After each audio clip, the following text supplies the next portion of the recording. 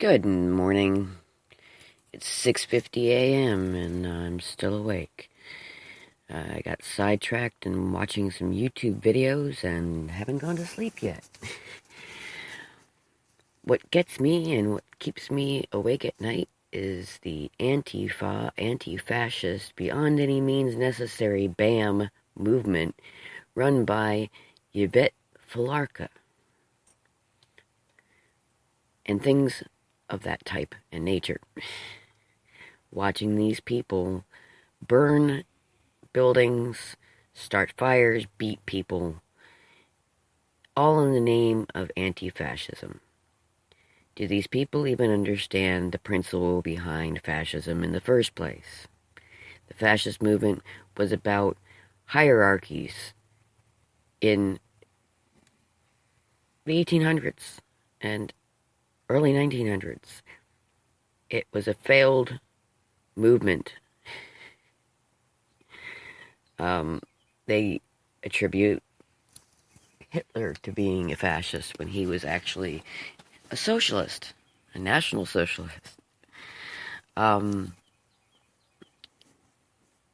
don't think they really know what fascism is, because what they are practicing themselves is fascist. Shutting down things like Milo Yiannopoulos when he was trying to speak at Berkeley and had been approved and tickets had been sold and people had come and shown up to see him speak, because she thinks that he is a racist, anti-gay, interestingly enough, considering he is gay, and he prefers black guys over white guys, so I don't think he's a racist. This woman is ignorant. Her mouth is disgusting. She believes that violence is appropriate reaction to shutting down any ideas that she does not agree with. Anything that she does not agree with is fascist.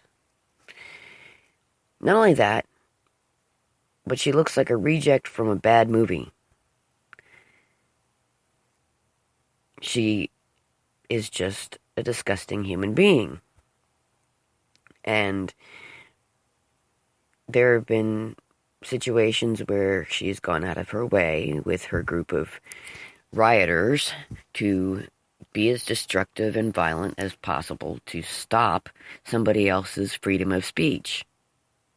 All in the name of her thinking they are killing people, when it's actually her ideals that are the violent ones.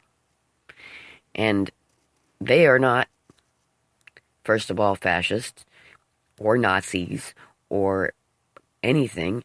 I am not a fascist Nazi, but if I was to run face-to-face to this woman, I am sure she would blame me, call me names, and some of them would be fascist and Nazi, just because I voted for Donald Trump. She calls Donald Trump a racist, a white supremacist, Bannon, etc., and Milo. There's a clip that I will play for you, the soundbite to. I can't put it on video. This is Spreaker and not video recording. And I did not feel like opening my screencasting software, so you'll just have to deal with the sound rather than the video to it. But just suffice it to say, this woman is messed up. Listen to this here. This was about this particular, let me set this up for you. This was about her shutting down Milo when 500 people were coming to see him versus the 5 million people that now are interested in knowing what Milo has to say. And this is her reply. Let's go back, though, to the speaker and the fact that he was going to be speaking to 500 people. And some say that because of what happened at the protest, this got national attention. He did national interviews. And so instead of his voice being heard by 500 people, now millions of people are online Googling Milo Yiannopoulos. I like how she doesn't want to engage her directly. Some say, I'm hearing things. Let me play a little devil's advocate for you. Some say you're an absolute ass clown who have helped the man you're trying to suppress because people are appalled by your behavior, and now they want to hear the guy speak 1,000 times more than they did a day before. So does that defeat a little bit of what you were trying to do? The right wing and the fascists in this country already have a spokesperson, and they've already found one in Trump, Steve Bannon, and also now Milo. What? You just made him the Secretary of State, apparently. Trump, Bannon, and Milo. Oh my God. So I like how she couples on the right with fascists. So if you're on the right side of politics, you're a fascist. But let me finish. I'm really happy for you. I'm going to let you finish. But Beyonce had one of the best protests of all time. It's because we need to make sure that the millions of people out there who are angry and who are scared under Donald Trump and everything that he's doing now know that there are people out there who will stand up and fight the way the movement needs to. Okay, so basically you're... Her version of fight the way the movement needs to is to be violent, abusive, destructive, harmful, ignorant, and just a downright idiot. Not knowing what she's talking about at all. And just to put a high note on this woman is a middle school teacher. She is out there teaching your children. How is this woman teaching your children with violence that she just goes around doing in protest to a legal election of a president, a freedom of speech case with a speaker who doesn't have the same ideals as she does? How does she justify this? How does she live with herself? And how in the world is this woman still working as a teacher if she is? I haven't done the research yet to find out if she has been fired, but I'm going to. She is scarier than what she claims everybody else is. I don't get it. I don't understand. First of all, for one thing, why are the police not hauling these people off to prison? These people go to Berkeley, okay, and this is just one example, and then I'll give you a couple others too, but they go to Berkeley, okay, and they smash the front of a college building where Milo is supposed to speak. They burn down a generator, like a light generator, the thing that you pull around, it's got a big spotlight on it. They also... Hang on a minute, 1 second.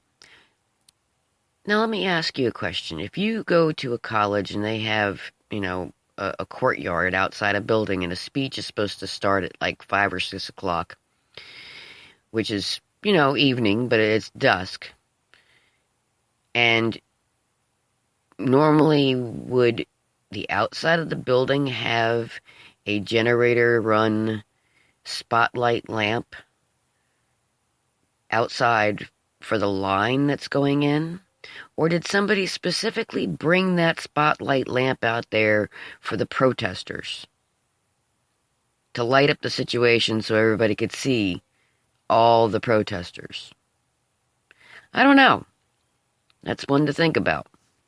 Because I've been to a lot of places where, you're going in to see a show, or at a college in town where I grew up in upstate New York.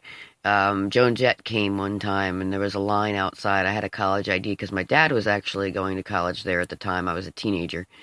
And I had an ID, as a family member, and I was able to use some of the college, like the library and the pool hall, and I could go to the concerts at a cut rate and so on and so forth. And so I went to this Joan Jett concert, but I was outside in line. The only lights we had outside of this place were the sidewalk lights that were outside the door, and there was a line. There was probably 500 people wanting to go in, and I had to wait in line, and I don't remember there being a big giant spotlight generator or any kind of external extra lighting added to the situation.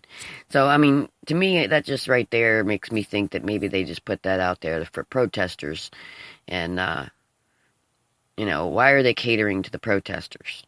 And number two, why are the police that are at this event not just pepper spraying, tasing, arresting, hauling off anybody who has any violent nature at all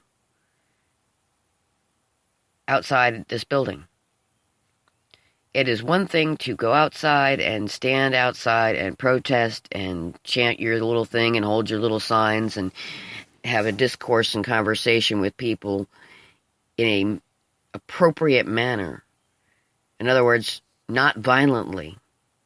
But when did it become okay to go out and destroy public and personal property, beat people, pepper spray innocent people who are trying to go and see the show or event that you are against?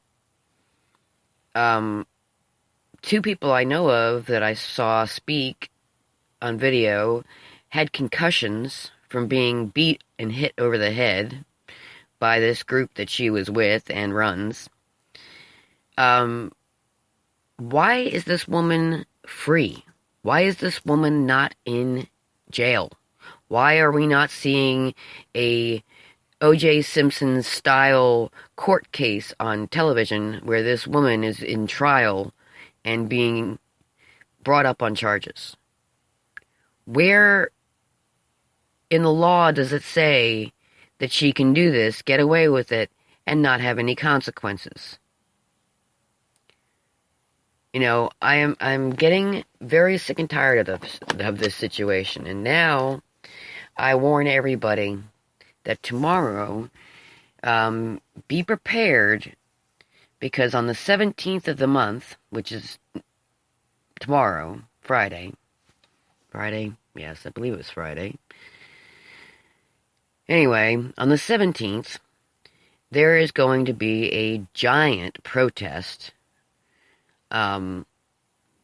across the U.S., all over the place, and they're going to be doing this in tons of different places. If you go on Facebook and look up Antifa, and Antifa, anti-fascists, events, they are listed. You can look up, when you get there, you can, in the search, if you scroll down, you may see some videos about Antifa, but there's somewhere around here, I've lost it myself, but there's, there it is, events. Right at the end of the top row of all the various things you can look up. Okay, so there's February 17th, Utah meeting. I'm sure that Rude Festival, St. Louis. I don't have much time to read these. I'm about out of time here. Okay, there are the ones on the 17th. But there's a whole bunch of them on the 17th, which is tomorrow, Friday. And they are all over the United States, and some of them are other places as well. And they are all expecting to go out and violently protest with force against Trump and against anything right wing. And the group is beyond any means necessary. Beyond any means necessary. BAM and Antifa and Yvette Felarca. You need to look them up, pay attention, and find out what school she works at. And let's write into the school and get her fired. This woman needs to lose her means to be able to afford gasoline for her bombs that she throws, and the fireworks, and the sticks to beat people with, and her black outfits with her mask. Do-do-do. Yvette Felarca. It sounds like something you'd barf.